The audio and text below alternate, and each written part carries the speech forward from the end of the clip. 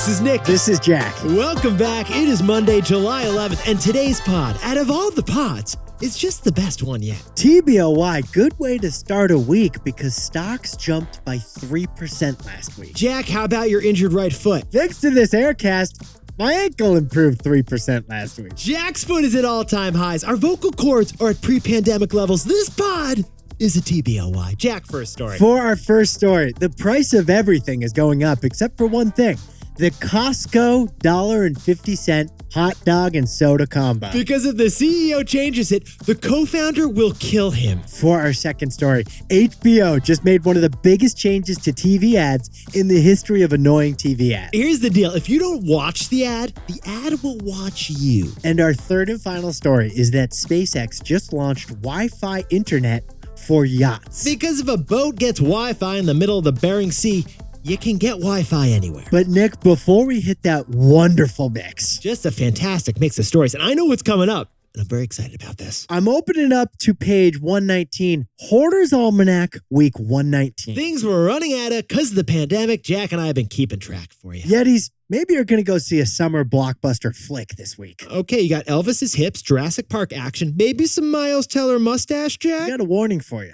There may be no popcorn for you to munch on. Get this, besties. Buttery buckets are backed up. We heard this alarming news from Yeti Elliott, based out of Brooklyn. It's alarming because 1/3 of Jack's diet happens to be the corn that is popped. I am a master of the homemade stovetop popcorn popper. Sprinkle on the butter, but the CEO of one popcorn producer just warned the Wall Street Journal this dire warning just last month. He warned that movie theater popcorn nationwide may be out by the end of this month. Okay, Jack, this is the worst news in the entertainment industry since Quibi. Because stuffing your face with Junior Mints and Twizzlers in front of the Batman movie, it's not the same. But this is complicated, besties, because first, farmers switched out their corn for soybeans in order to make more money. So there isn't enough corn to pop. But here's the interesting plot twist. We're short on buckets and bags for the popcorn, too. Yeah, you can't just stick your face in the popcorn popper. You need a vessel. You need a container. No, we jumped in T-Boy style. Not just any container.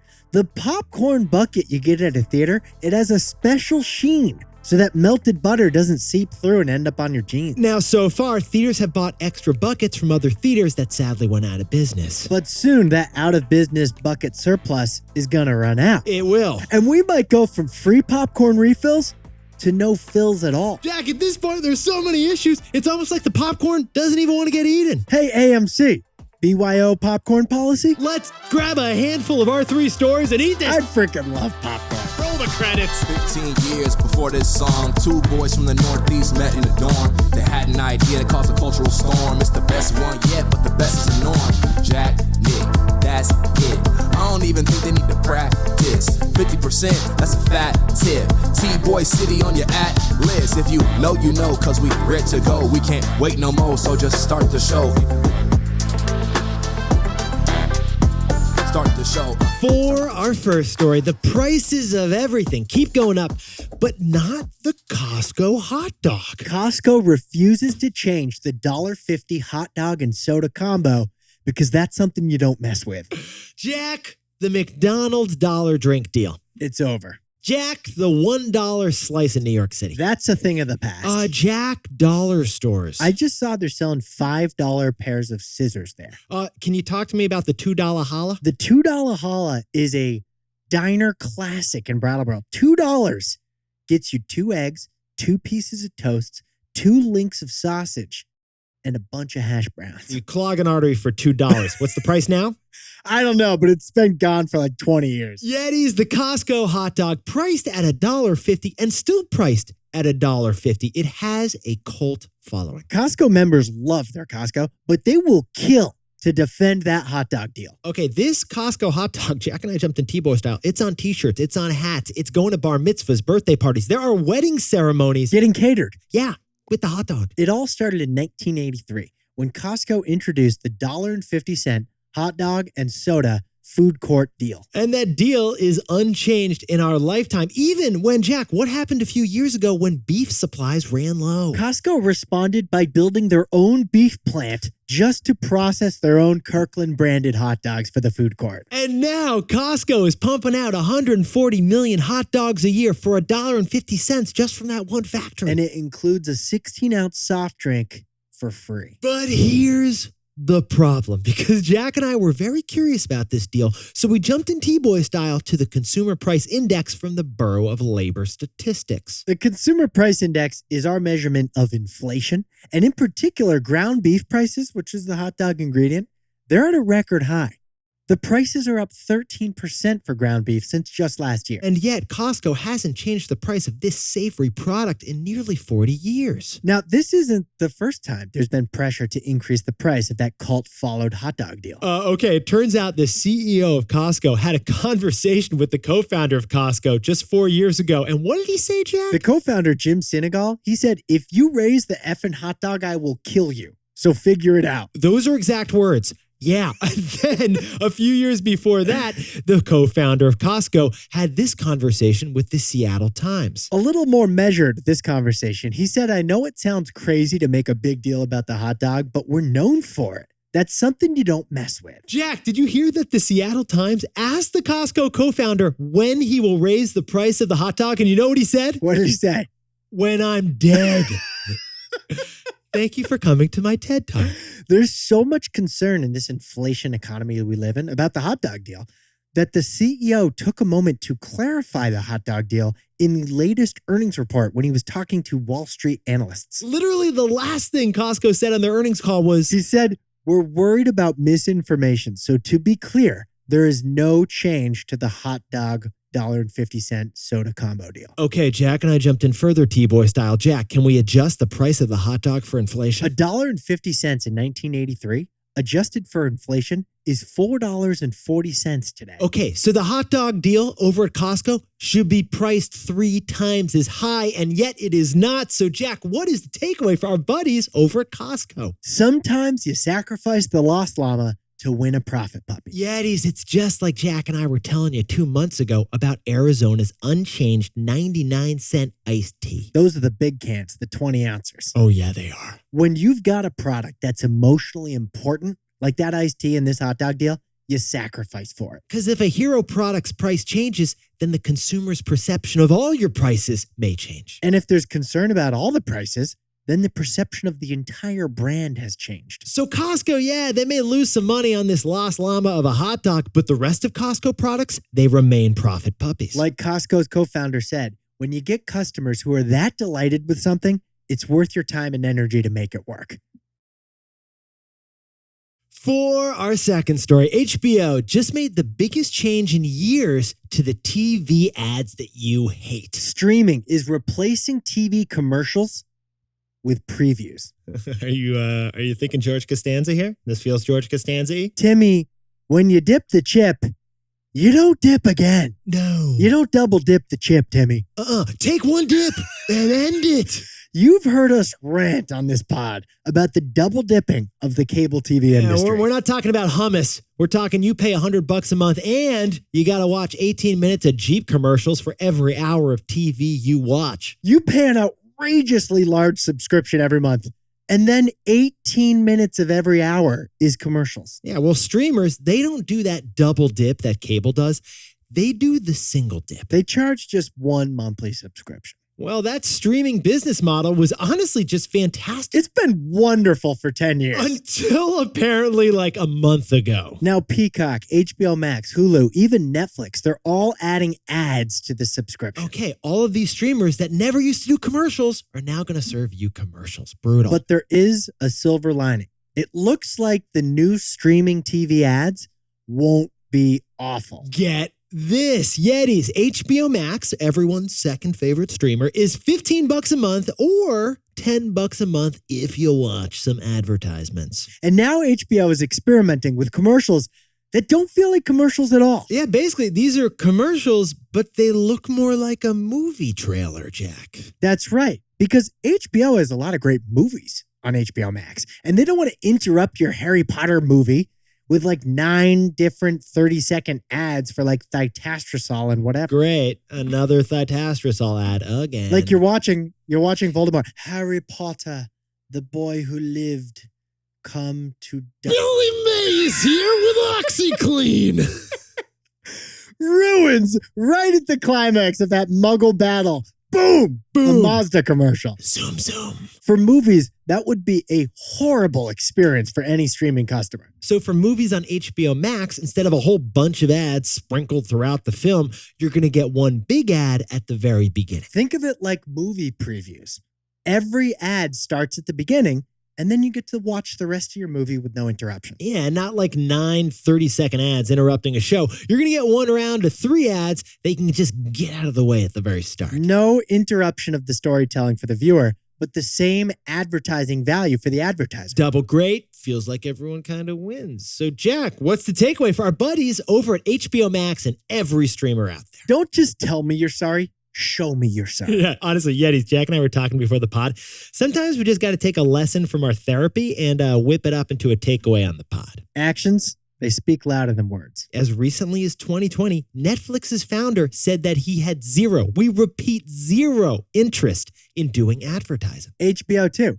It's not TV, it's HBO. It was based on the idea that you'll pay a premium and then never see commercials again. But now, in just the last few weeks, we've seen Netflix, HBO, and every other streamer offering lower tier versions that do include ads. So HBO's new viewer-friendly preview style ads, that's really one giant apology. Yeah, that is HBO Max showing you that they're sorry for doing ads now. We're sorry we broke our promise about ads, so we'll make the ads better.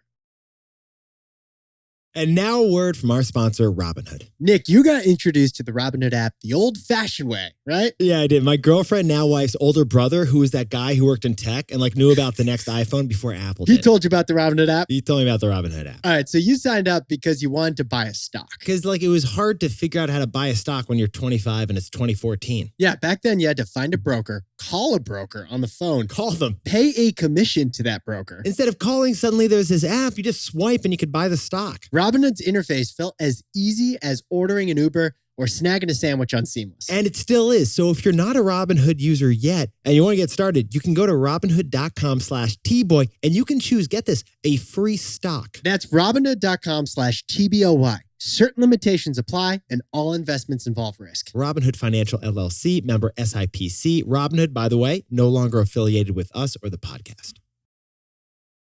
For our third and final story to kick off the week, Elon Musk's SpaceX just launched Wi-Fi for yachts. Because the next generation of infrastructure is invisible. Okay, just to sprinkle on a little extra context here. Last week, we learned Elon Musk actually just had his 8th and 9th children. Not companies, babies. Elon has 9 children with 3 different women. And 2 sets of twins and 1 set of triplets within that 9. We also learned about his second company after Tesla. SpaceX. SpaceX happens to be the most valuable startup in the United States at a whopping $125 billion valuation. But its most mature business isn't the rockets we see on TV. No, SpaceX's core profit puppy is its Starlink satellite network. 2,000 satellites taking laps around planet Earth, beaming down space internet like AT&T for the Jetsons. And the newest product from SpaceX isn't Wi-Fi for homes. It's actually Wi-Fi for yachts. Big boat broadband. Because we've all been there, Nick. Oh, Jack. We're basking on our 80-foot catamaran right off Capri, trying to buy caviar online. Buffering. Captain, I'm not getting a signal on the starboard side. Are a couple of bars in the middle of Bali too much to ask for, Nick? Let's go back to Ibiza. Now, Yetis, this brings Jack and I to a little game that we often like to play with startups we're covering called Show Us Your Price and We'll Tell You Your Customer. That game couldn't be more clear or more fun with SpaceX's new Starlink Maritime. Yeah, SpaceX just launched Maritime, a special setup to connect these yachty boats to the World Wide Web. This yacht Wi-Fi, as we're calling it, costs $5,000 a month.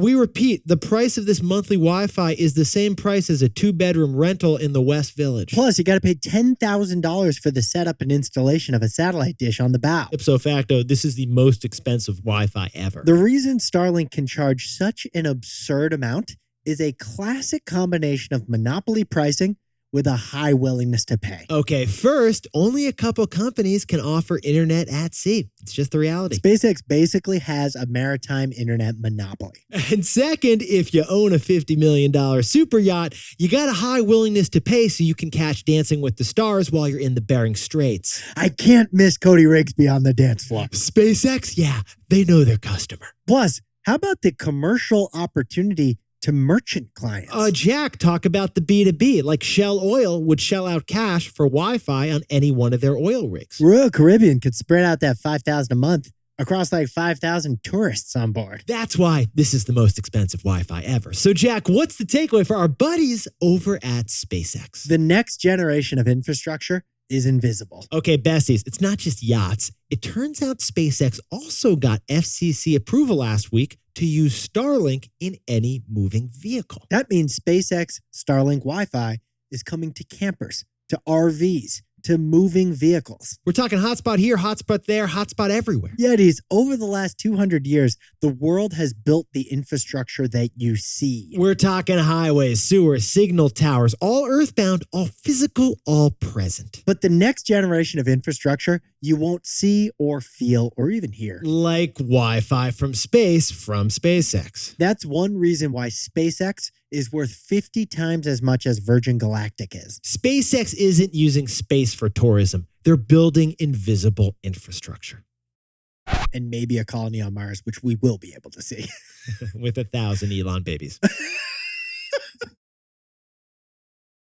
Jack, can you and that Aircast whip up the takeaways for us? Costco feels the pressure of inflation like everyone else, but the hot dog and soda combo is still $1.50. Sometimes you gotta sacrifice a lost llama to win a profit puppy. For our second story, HBO Max is showing us how streaming ads won't be as terrible as TV commercials. It's really one giant apology. They are showing us that they are sorry. For our third and final story, SpaceX maritime Wi-Fi is $5,000 a month. And the next generation of infrastructure is invisible. Hold on, we have breaking news as we're recording this podcast. Yeah, we just got a headline that Elon has announced he's terminating his deal to buy Twitter. This is Friday afternoon, by the way. Twitter probably is going to sue. Elon will counter-sue, and then there's going to be more lawsuits. That's the status. Yeah, this isn't over. We'll give a robust update this week. Once the lawyers weigh in. Time for the best fact yet. This one sent in by Aaron Olsch from lovely Hershey, Pennsylvania. In 1915, the island nation of Iceland banned alcohol. Yeah, that ban on alcohol in Iceland, it wasn't even lifted until a funny financial situation happened. Iceland is a nice little island nation, and their economy depends on fish exports. But here's the problem. Spain would only buy Icelandic fish on one condition. Iceland had to buy Spanish wine in return. Like, we'll only eat your fish if you drink our vino. Classic trade negotiation. No Rioja, no mackerel. So Iceland stopped banning spirits once Spain banned its sardines. And that's why Elon is terminating the deal with Twitter. We're jumping in T-Boy style updates for you Tuesday. Yetis, you look fantastic. If you haven't yet, click to follow us everywhere you're listening to us and drop a 5-star rating and review. Jack and I love reading them. And thanks to everyone who sent me kind messages about my foot healing. I'm just kidding. No one sent me any messages. You're doing great. You performed fantastic. Yetis, we'll see you tomorrow. And before we go, shout out to bestie Sophia from Denver, whose mid-year's resolution is to learn the ukulele. 6 months. That's a bold resolution.